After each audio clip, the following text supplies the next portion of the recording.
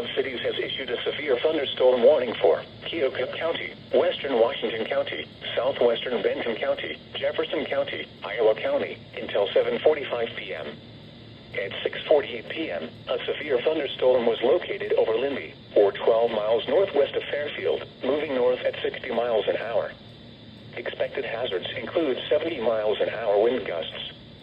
The following impacts are expected. Expect considerable tree damage. Damage is likely to mobile homes, roofs, and outbuildings.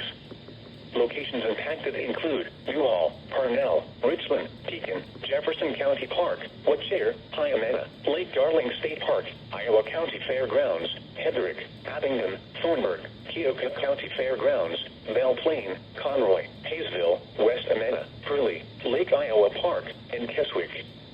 This includes Interstate 80 of Iowa between mile markers 205 and 224. Take cover now.